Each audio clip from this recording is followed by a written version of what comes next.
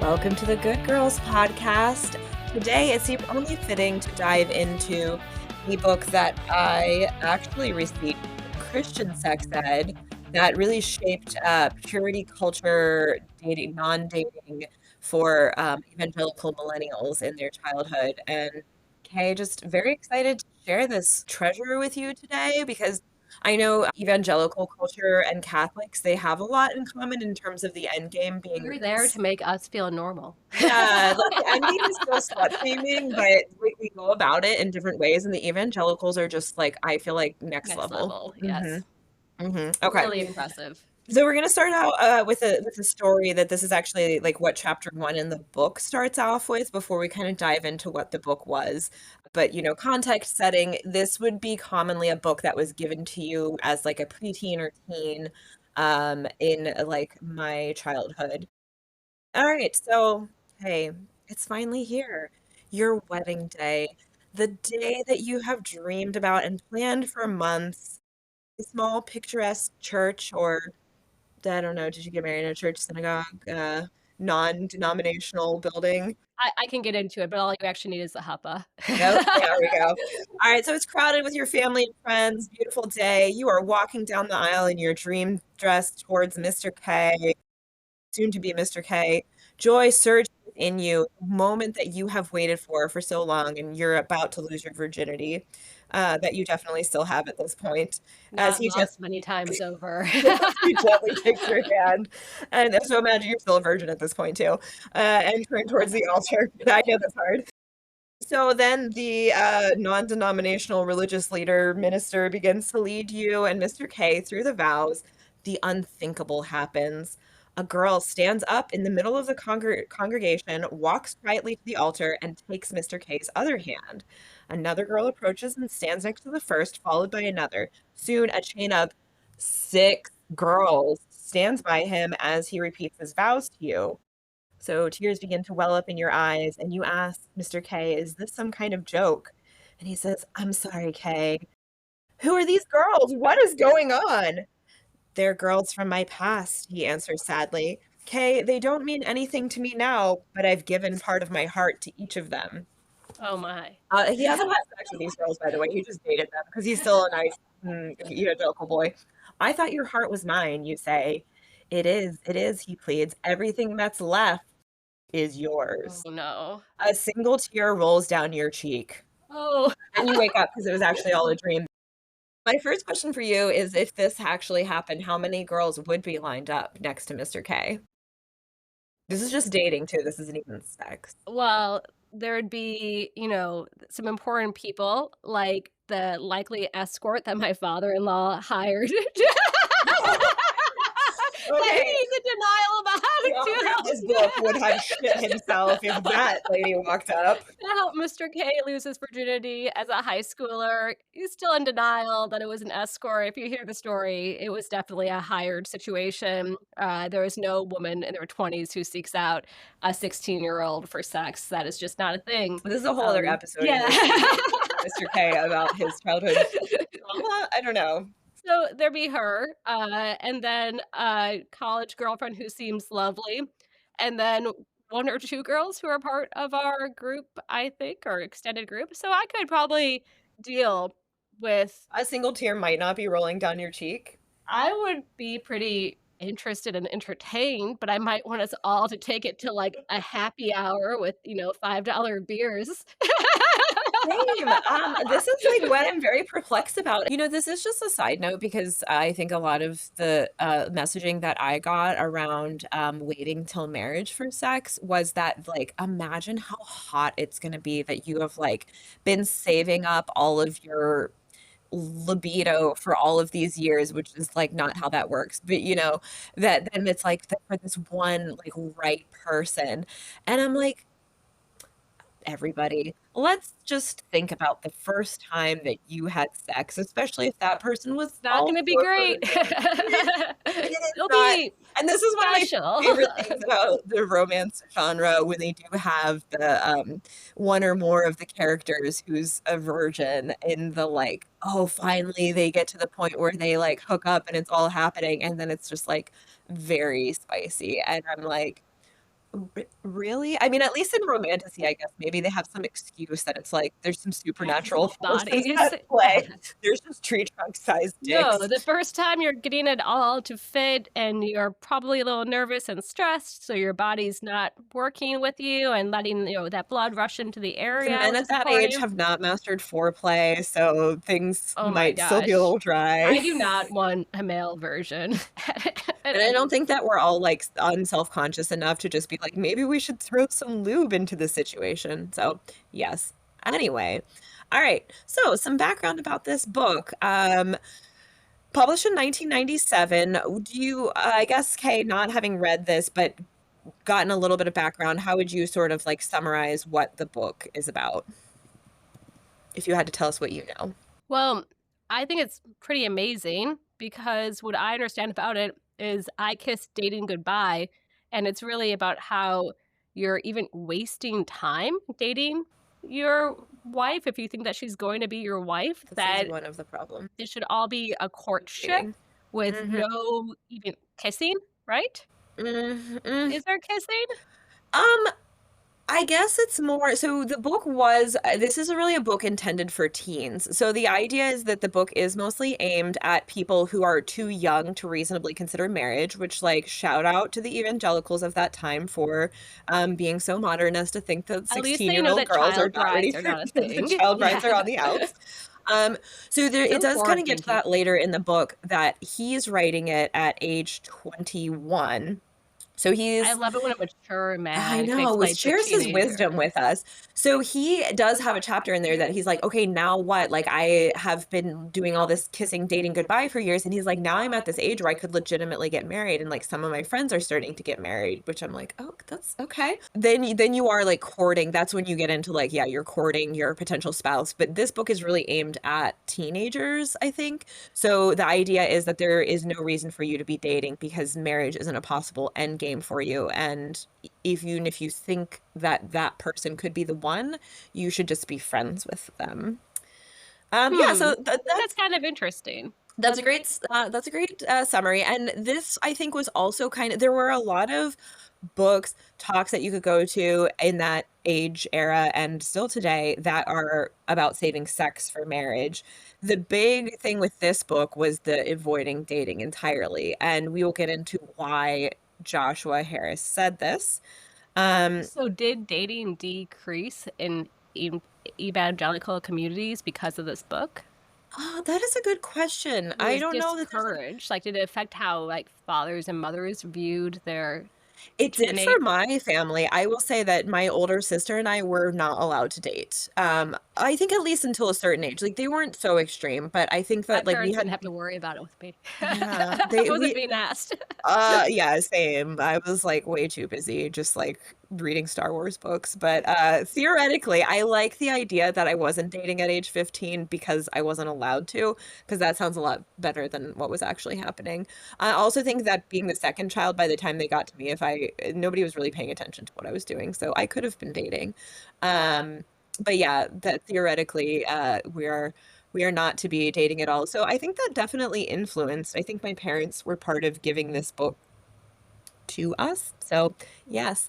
Um, yeah, so the I think the most interesting thing actually about this book, and I knew a little bit that Joshua Harris, who now goes by Josh Harris, had kind of retracted a lot of what he wrote later in life. I think he tried to unpublish the book. Yeah, I did not understand until I started researching this episode the extent to which he retracted it. I listened to an interview with him. He talks about how he kind of like lived his life in reverse because he wrote this book at 21, kind of became an evangelical 21. celebrity. I will never get over that. 21. Yeah, Just and that's picture like an a average huge 21 thing with like guy. the youth pastor culture. Is that this idea that, you know, they put forward these really charismatic young people to like guide the youth who are like 3 years younger than them.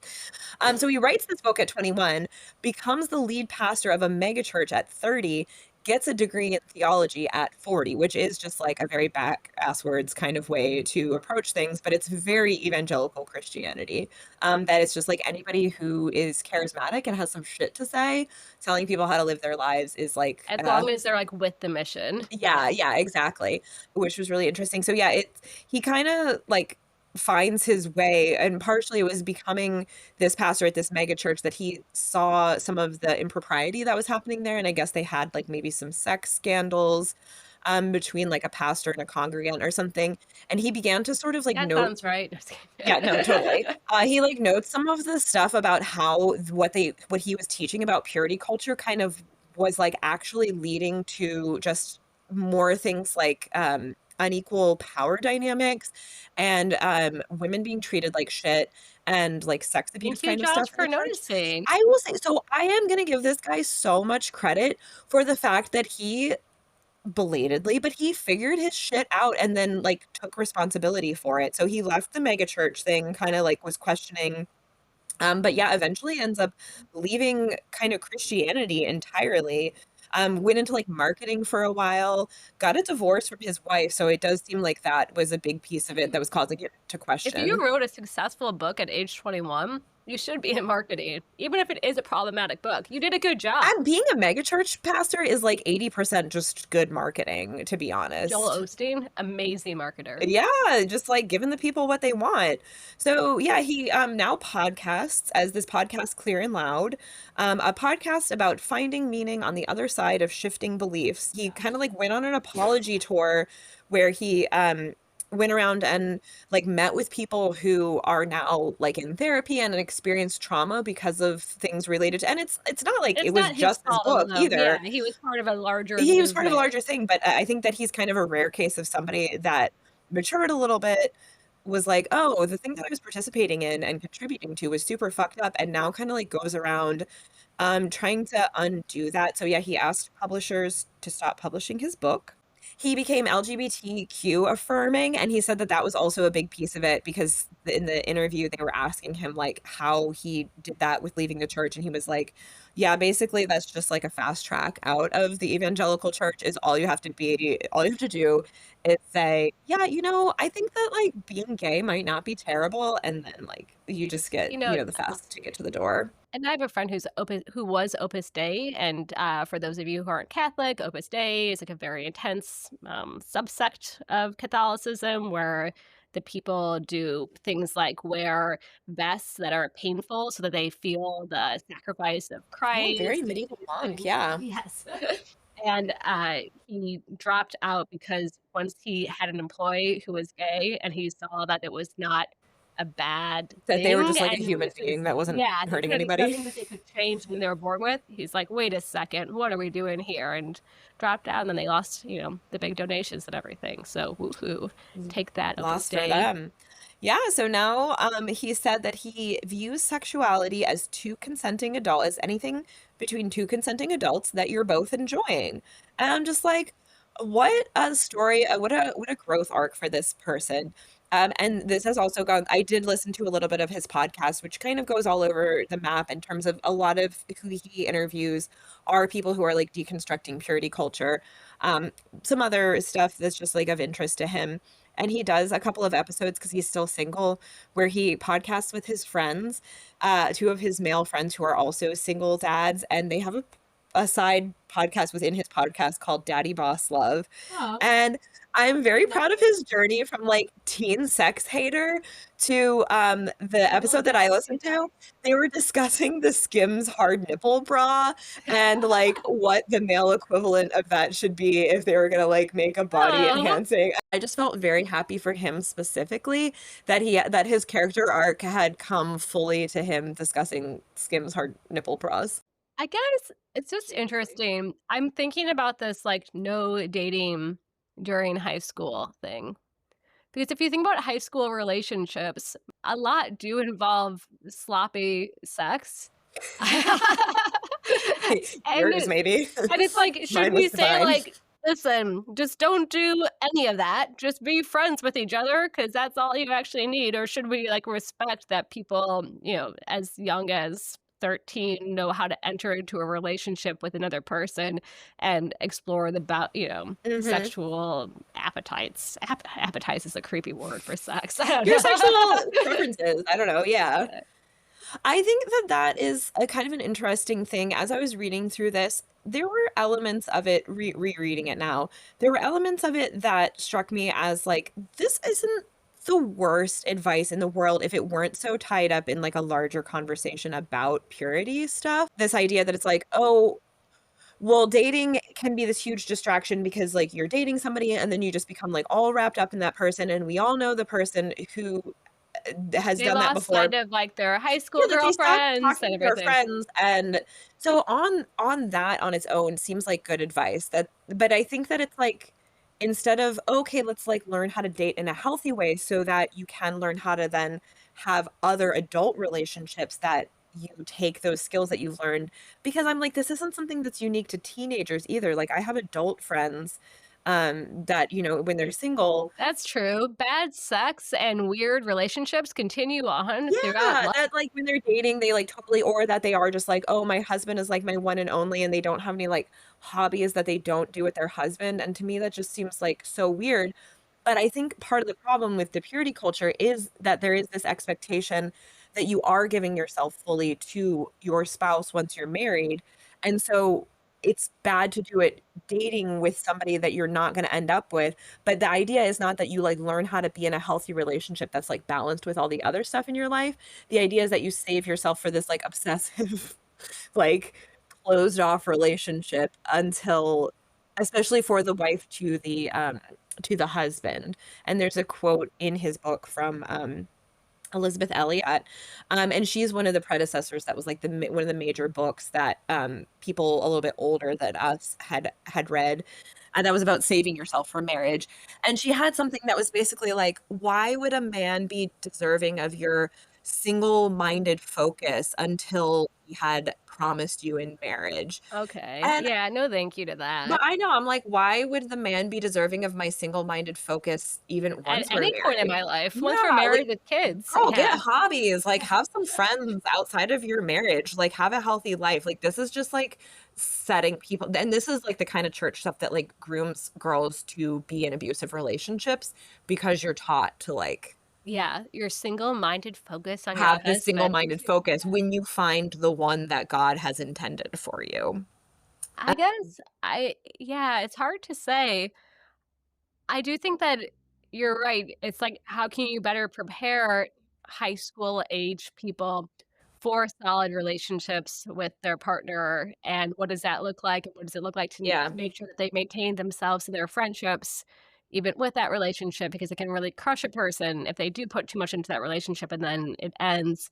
And then with sexual relationships, if that is what they choose to do, and a lot of high school people don't, but if it is what they choose to do, how can you help give them kind of not rules, but, some, like, helpful things of ways to Yeah, engage like, that to still make teach it. those skills in a safe setting, but I think it's really similar to, like, relationship with how to, like, have alcohol in a responsible way if you're gonna be somebody who drinks, and you Yeah. definitely knew the kids whose parents were just like, "Oh, like, you will not touch alcohol," and then those were the kids that, like, went off when they were on their own college or whatever, that just, like, went wild versus I think, like, people at least, like, I felt like I was in a house where if I was like, "Oh, what are you drinking?" They're like, "Oh." Alcohol is always fine. Yeah, that my parents were like, "Yeah, you can try this, like, there's nothing weird about it," that then it was like you learned about it in this kind of supervised, safe setting, so that then when you get out on your own, you're like, "Okay, like, I have some idea of, like, what I I really like and would what I have don't loved it if like." my mom and dad supervised my first sexual interaction. Yeah, exactly, they should just be, like, watching behind one-way glass, like, taking some helpful notes for you, being like, "Don't drag your That's a teeth." little too much there. Yeah, "Don't drag your teeth, the men don't like that." No biting. Bite it hard. Um, yeah, so, the context for this book, I feel like is that it was pretty common, in the circles that I grew up in, and so you can talk to people who come from an evangelical background, and I feel like a lot of us read this book. Um, Curious, Kay, like, what from the Catholic perspective, was there, like, something similar, or did you, like, have to have Christian sex ed, or is Catholic approach more like, "Don't ask, don't tell"? I think that we had something slightly similar where we had a lecturer come to the school and they said, "What could be, like, a better gift on your wedding day than your virginity to your husband?" And some guy is Again, telling not the you, gift that it's cracked um up to be because yeah. virgin sex is It's just, you know, awkward. And if a guy is telling you that you need to put his dick in your mouth, and this was at a high school, Okay. however they said it, he made it very clear what he was talking about Yeah. to tell them that, like you love them, then like that guy does not love you. But I've never heard of a guy be like, suck my dick. That's how you tell me you love me. You It's were more, dating the wrong guys, Kay. yeah. This is it. This is the only way you shall Suck love. my dick. And I do remember, like, I kept my little pre-love promise card, which was like, they had you sign the back as a way to Did you guarantee get a that you ring? what? No purity rings? No, it was like a credit card, like it fit inside your wallet. Do Catholics do the daddy daughter dances where you like where the daughters dance dresses like wear white and you're like married They're to cute. They're cute, SJ. oh some of the okay they had no daddy daughter dances on their own those sure cute no these ones that I'm talking about are like the girls wear white and it's like a thing where they'll like have the girls like marry Jesus and they're like oh you're like married to Jesus or like married to your dad like your Evangelicals are weird. dad is No, like no, I'm sorry. I keeping don't mean to. you Ugh. until he gives you to another man in marriage. It like really this is why I did not have my dad give me I mean other reasons too. I didn't have my dad give me away at my wedding because I'm just like I had too much connotation for the whole background on like the things where the dads are like literally the keepers of their daughter's purity until they're given to their future husbands. I think it's just it's interesting to me how much you still see it so many places. Hmm. Like I see it online all the time, and I think that part of this whole rise in, you know, anti-woke, all that stuff, it's somehow also coming with a like, what is sexier than a woman with 0 body count, coming to you who's a great cook and like that woman being your wife. Like that is the hottest possible thing that's out there compared to, they're very, very against women with bowl rings. Is that what it's called? The ones that go around your nose? Oh yeah, like through a septum piercing. Yeah, Yeah. those same types of guys, there's nothing worse to them than that piercing. They're I've thought very about getting anti a it. nose piercing, and now I think I'm gonna make sure that it's a septum piercing just to like signal more clearly that I don't see it as a bad thing, but I do wonder, like, how do you blow your nose, and isn't it uncomfortable, like, when you have boogers and stuff? on our next episode we'll interview somebody with a septum piercing and find out more. As someone who was not a virgin, who went into, like, their relationship with their husband, like, was that really such a big deal at any point? It was like, Hmm. "Oh, this would be so much sexier if I was her first and she was giving me this gift Mm, of being her first." It's like, do you know how messy the blood when somebody pops their cherry is? It's a disaster. I don't know about yeah. you. It looked like a gosh darn crime scene at my college dormitory. I don't think mine was that bad, but I feel like that varies a lot. But then that's like a whole thing of like some women don't bleed at all, and then it would like lead to these things in like very purity obsessed times in history and also modern day crazy people that like then there is like a lot of discussion of like well was she a virgin at all because Yeah, you for can just some see the women blood like on the that wedding night. doesn't bleed yeah it's like all a myth um My husband personally just killed a chicken, and he spilled that chicken's blood on our hotel bed so that my parents and his parents thought that I was a virgin. Yeah, because we obviously had to show the sheets because that's a totally normal thing to do. Here's my wife's vagina blood. he's like I bled a little too I was definitely a virgin I was so Yeah. virginal that I bled I um bled on how dry my wife's vagina was because it was her first time and she was nervous and had nothing good to expect. Here's yeah, my little Band-Aid amount. probably more of that. So let's jump into the book. I'm going to take you through the chapter called The 7 Habits of Highly Defective Dating. So, this is kind of his thesis here on everything that's wrong with dating. So, this may answer some of your questions. Number one, dating leads to intimacy, but not necessarily to commitment. Um, and I guess he says, Hmm. Did every marriage ever in existence, didn't it start with dating?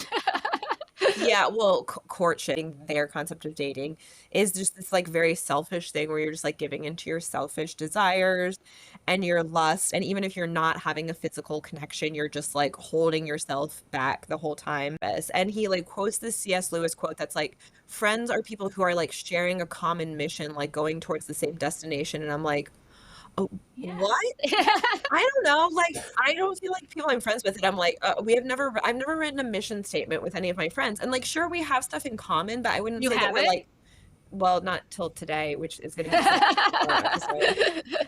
But I'm like, I don't know. I feel like my friendships are maybe more like what he says is negative about dating, where he says they usually lack a purpose or a clear destination, just serving the needs of the moment. And I'm like, I feel like friendship can be that too, giving yourself permission to like have friendships that it's like some of your friends are going to be like the people that you're friends with your whole life. Sometimes with people you have like very similar things like your college friends or something where it's like the 4 years you're together at college, you have so much in common, but they're like it's okay to just have like those friendships be what they were for that part of your life and just like appreciate what you took from that and what you gave to the other person and then like you don't have to be friends for life with everybody. And I feel like that's kind of here that it's like friendship is this Well, like purposeful thing that has to like last forever, but like dating is very frivolous. so that's interesting that you say that you bring that up because I actually think it's like to me, I've viewed a lot of like people who I've dated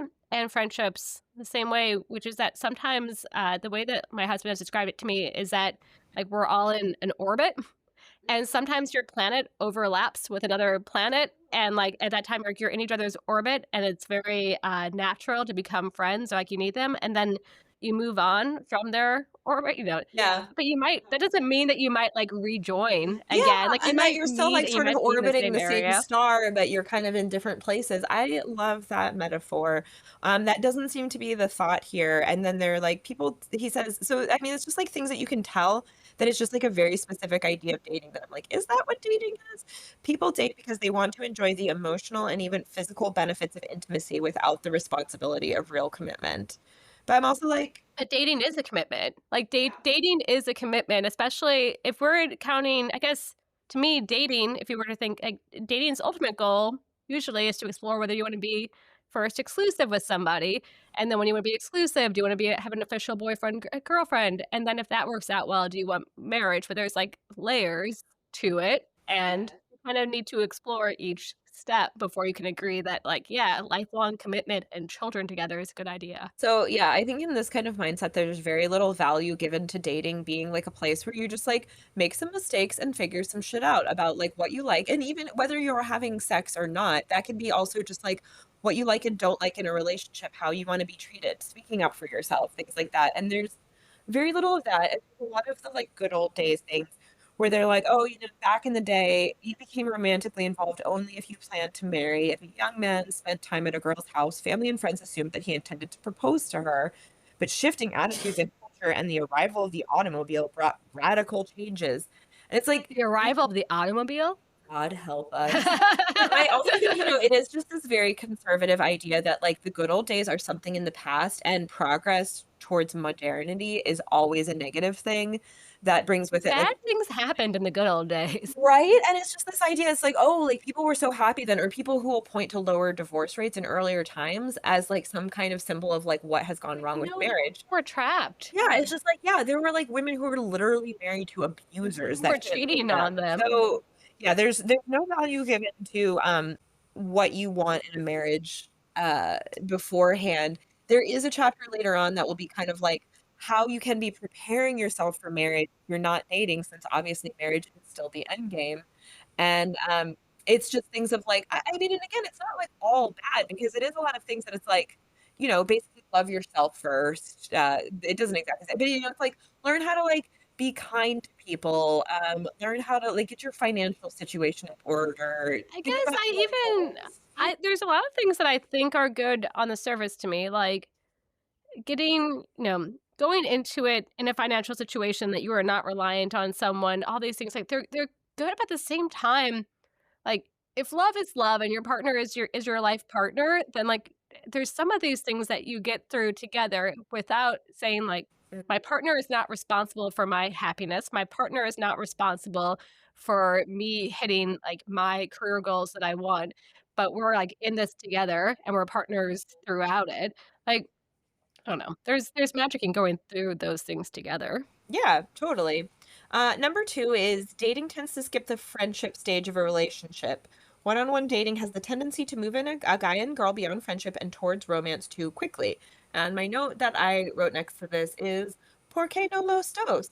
Like, I don't understand. It seems like they're very mutually exclusive, that you are like either romantic, and this is largely, I think, because the idea of romance and moving towards intimacy in evangelical culture is that men have like insatiable lust and they're like visual and therefore, and so like if you They are are the moving, weaker sex. I told you in like one of our earlier episodes, Kay, about my Christian sex ed class where we talked about this metaphor of like doing things together intimately with a partner was like a sled on a hill, and you know it's like snowball effect of like once it gets going, you're not going to be able to stop it, and you just go faster and faster. So I think it is this idea that it's like men, if given the slightest opportunity, will become lustful animals that will not stop until they have ravaged the delicate female. So a different way that you are right that that is obviously you are right, but that is like the way it was written. But something that I was thinking when you said that was that apparently, and this is from a book written by UK author on UK dating, and so it could be wrong. It could be just that author's perspective, but she said that the idea of a first date, second date, third date is actually like a very American thing that like Americans go on dates where there is such thing as a first date, second date.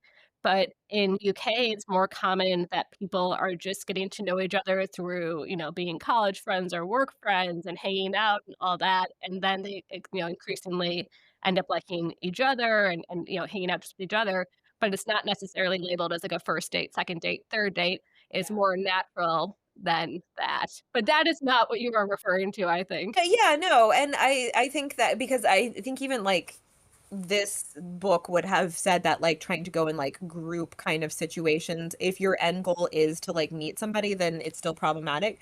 But yeah, I agree. Because like as somebody who was that was basically the environment in which I met my husband, that we were like friends for 3 years before we started dating. And I don't think either of us initially was like romantically interested in the other. Like it's not actually like terrible advice. It's just like the whole context that it's like there's little bits of it that it's like, yeah, I actually did really The appreciate. underlying premise is wrong, but the small Yeah, but it's pieces like, are hey, you didn't okay. get like helpful things, or like, yeah, you know, it's like monkeys pounding on a keyboard will eventually like write Shakespeare or whatever. The closing line for this one is, a relationship based only on physical attraction and romantic feelings will last only as long as the feelings last.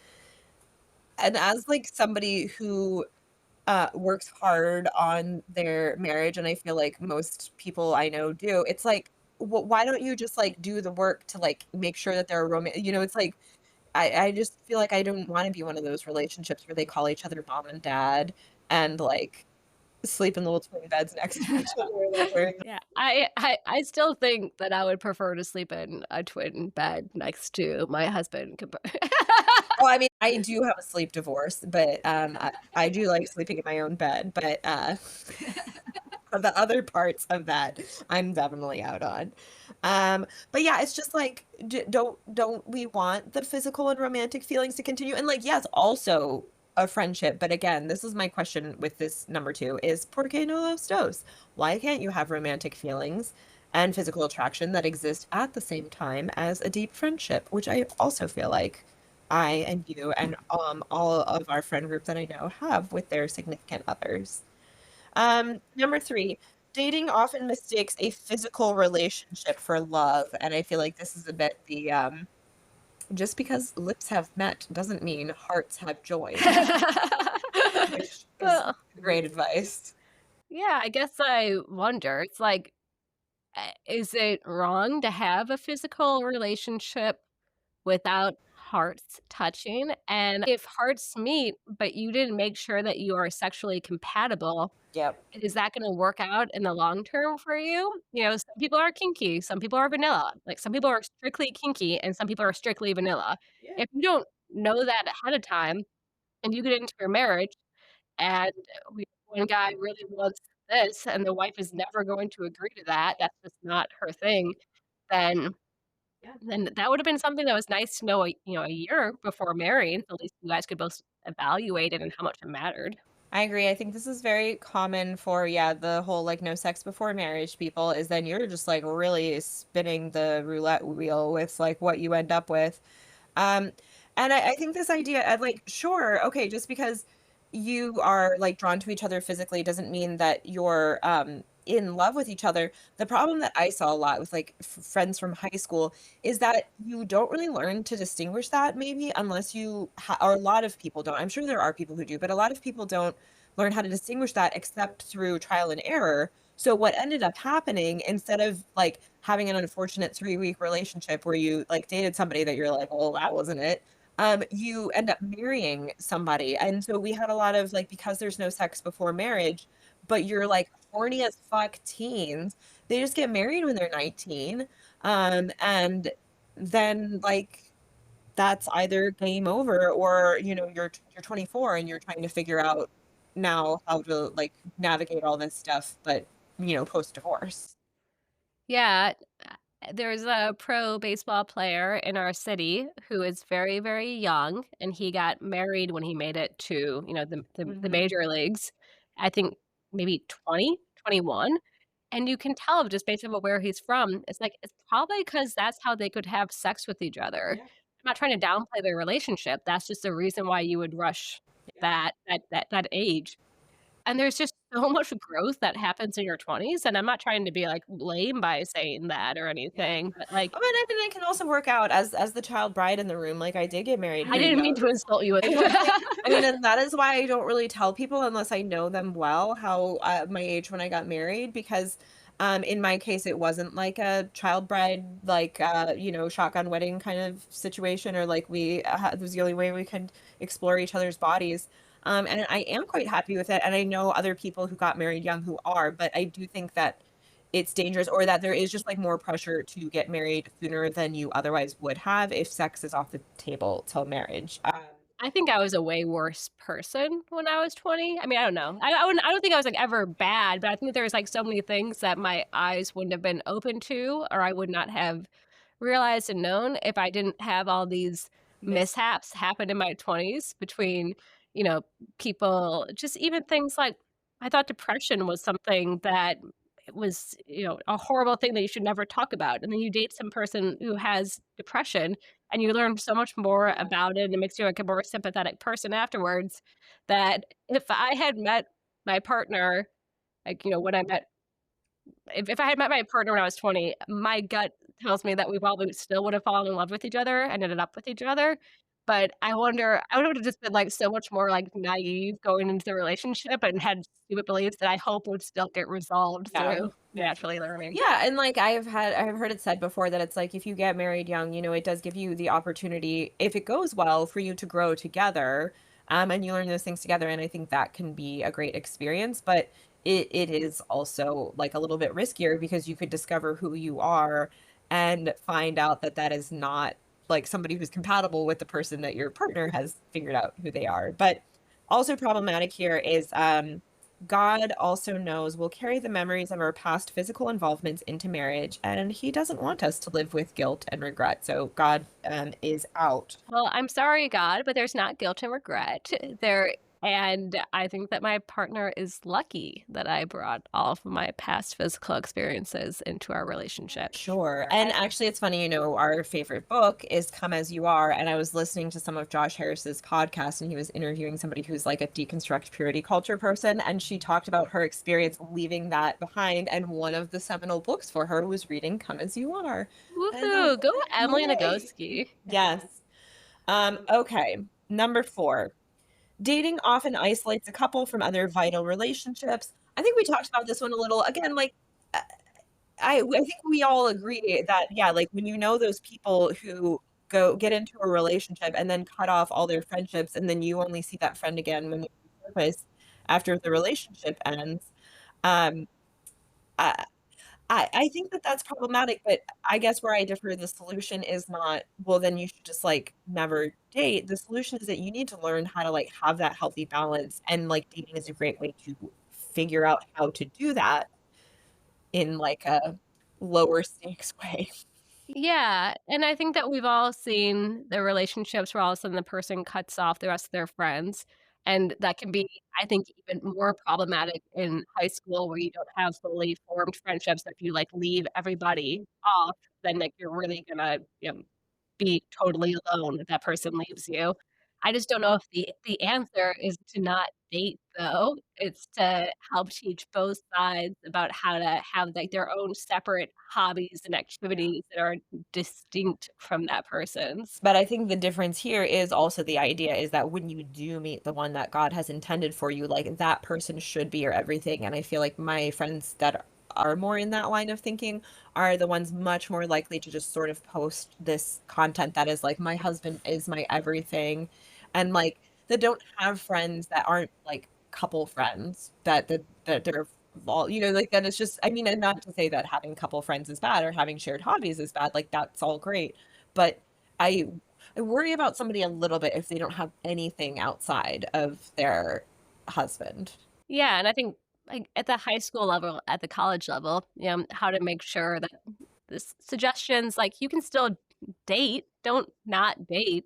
Just think about activities that totally are things that you're interested in outside of your partner that you can just, like, fully give yourself to and hang out with different people so you're not totally reliant on one person, which is never a good situation for you or that person. This is where that quote from Elizabeth Elliot is. So I'll read that to you in full. Unless a man is prepared to ask a woman to be his wife, what right has he to claim her exclusive attention? Unless she has been asked to marry him, why would a sensible woman promise any man her exclusive attention? Yeah, I that's true at I'm all gonna times. backline your quote here, Elizabeth Elliot, and help you out and just say, why would a sensible woman promise any man her exclusive attention? End of quote, Elizabeth Elliot. Don't expect it from men and don't give it to men. Like, Yeah, men shouldn't be expected to that's give it weird. to you, and men can't expect it from you.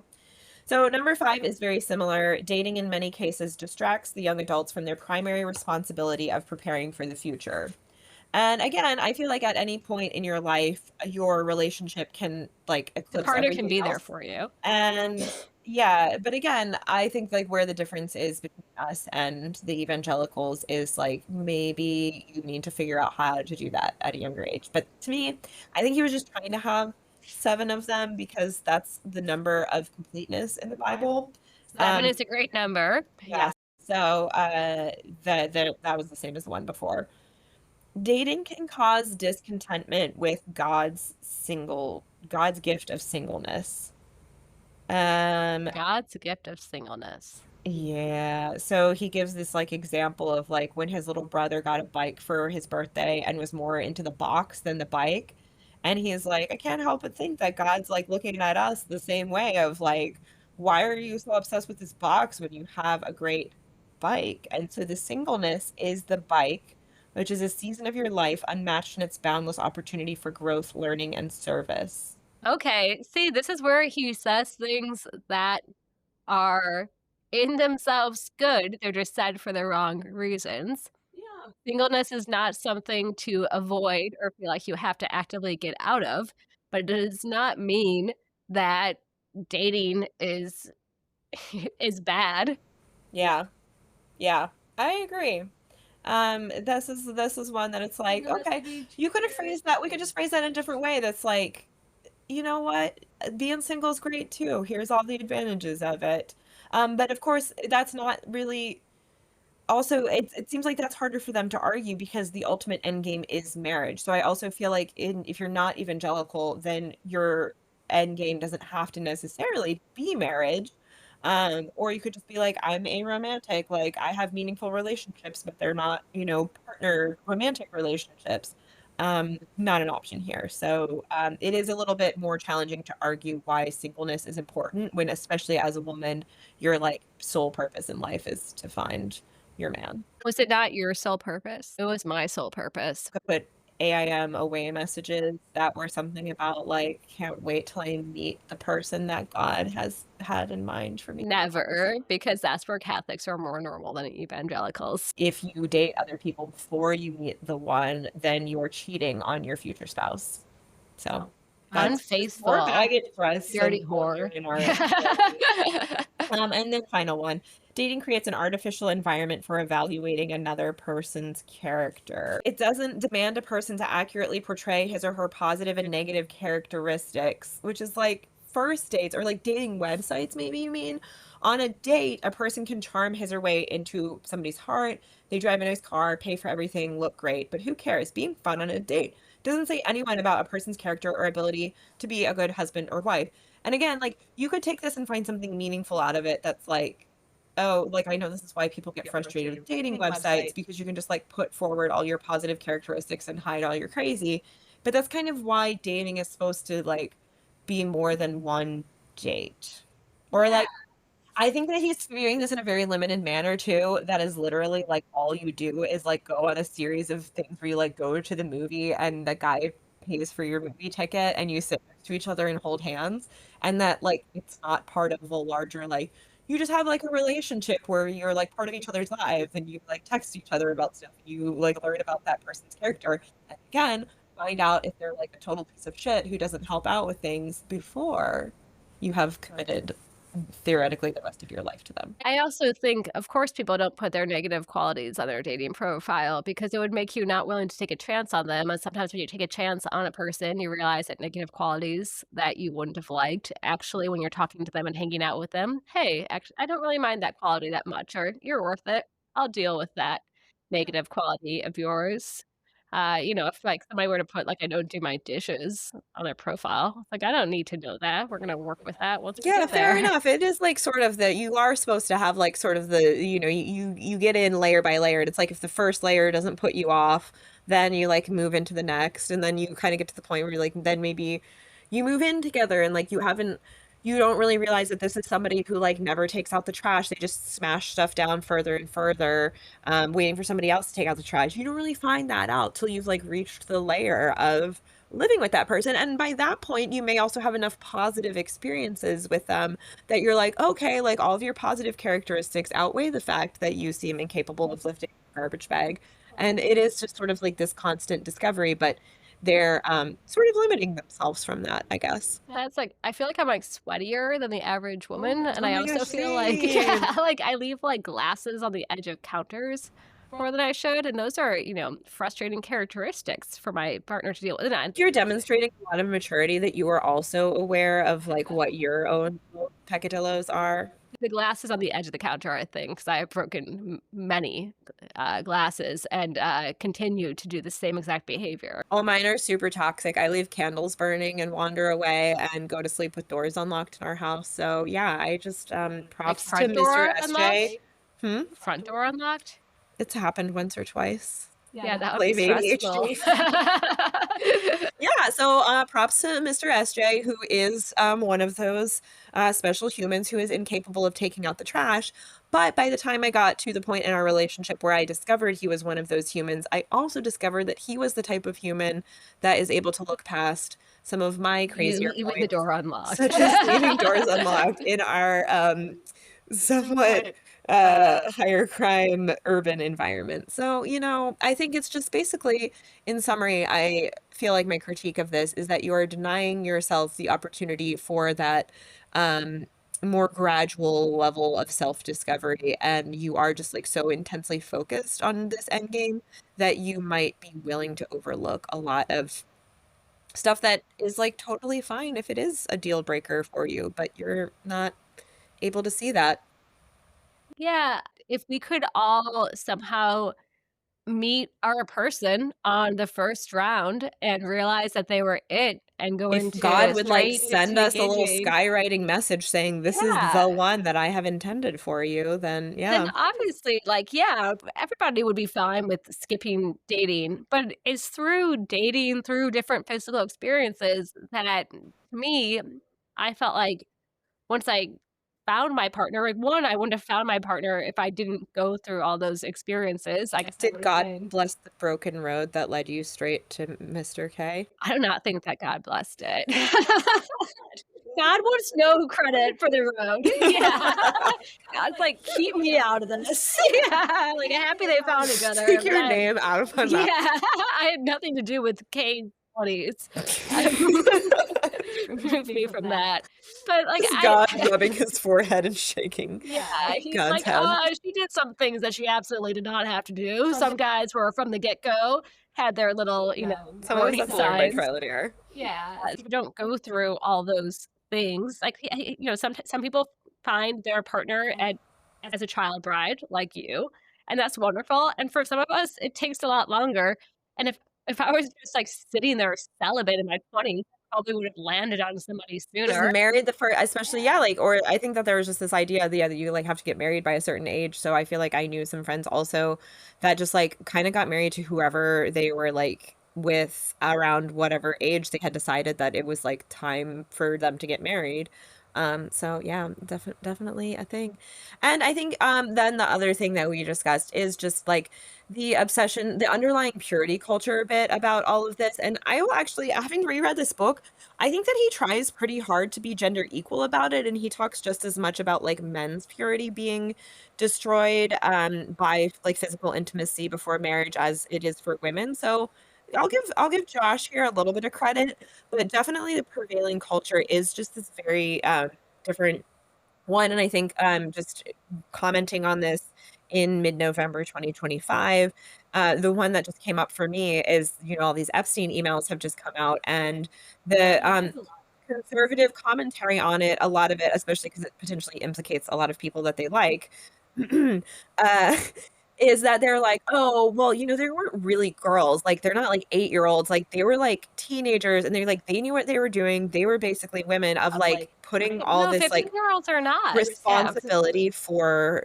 what happens to you back on women because, like, women are responsible for controlling men's urges towards them, and then in the same news cycle, we have JD Vance brushing off Nazi text messages in that young Republican group. They're, like, saying racist, Nazi stuff, and he's like, "That's just what kids do."